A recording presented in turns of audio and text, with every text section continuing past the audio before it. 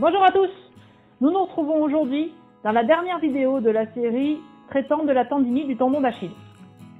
Nous avons vu une première vidéo sur comment prévenir la tendinite du tendon d'Achille.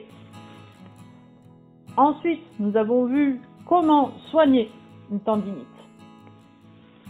Et aujourd'hui, donc, je vais vous parler comment on reprend une activité sportive suite à une tendinite du tendon d'Achille. Pour ceux qui ne me connaissent pas, je m'appelle Stéphanie.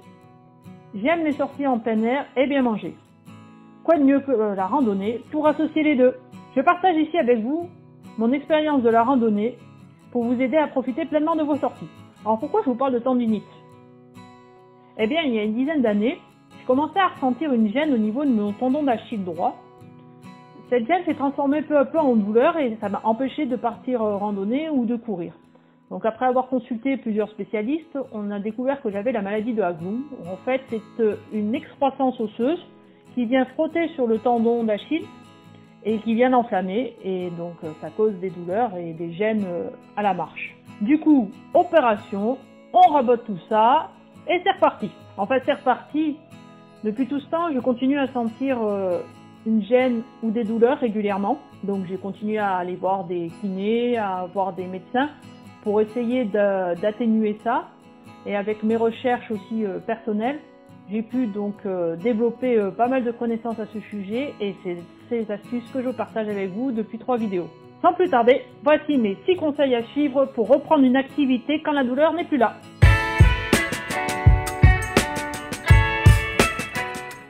Pour la reprise d'activité, il existe ce qu'on appelle le protocole de Stanish.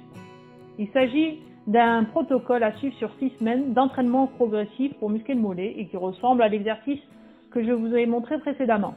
Donc vous vous positionnez sur une marche, on commence avec le talon plus bas, puis on monte lentement sur la pointe des pieds, puis on redescend lentement. Je vous mets le lien du protocole dans la description, ne vous inquiétez pas.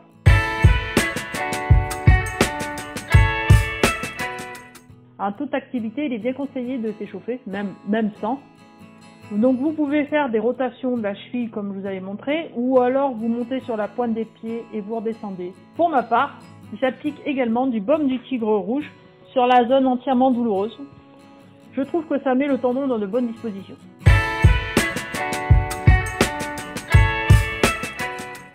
De la même manière que mon conseil pour éviter une tendinite, une progression raisonnée et raisonnable est la clé du succès.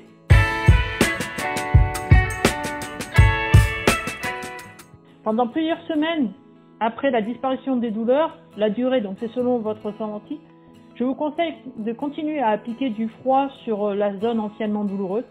Ça permet de limiter les signes inflammatoires.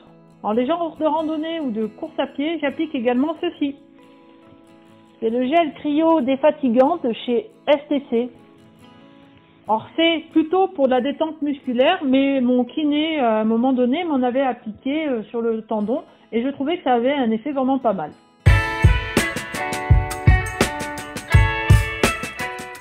Pour continuer à entretenir une bonne utilisation du tendon, je vous recommande de faire des étirements légers, comme ceci en revenant de la sortie.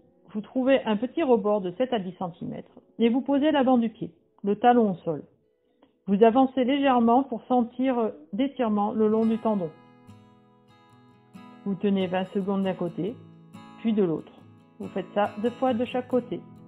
Vous vous arrêtez immédiatement si vous sentez une douleur.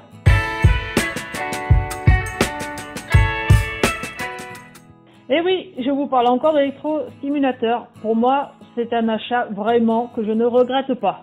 Sur ce modèle, donc le Compex SP 4.0, il y a un mode pour les douleurs qu'on appelle chroniques, donc que j'utilise dans la phase reprise d'activité.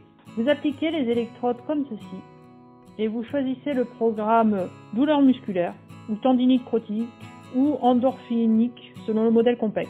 Il faut donc augmenter l'intensité jusqu'à obtenir une réponse musculaire qui ressemble à un battement ou une grosse vibration. Voilà, je vous ai délivré tous mes secrets pour prendre soin de vos tendons. J'espère que cette vidéo vous aura été utile. Laissez un petit pouce bleu et un commentaire si c'est bien le cas. Prenez soin de vous, à bientôt!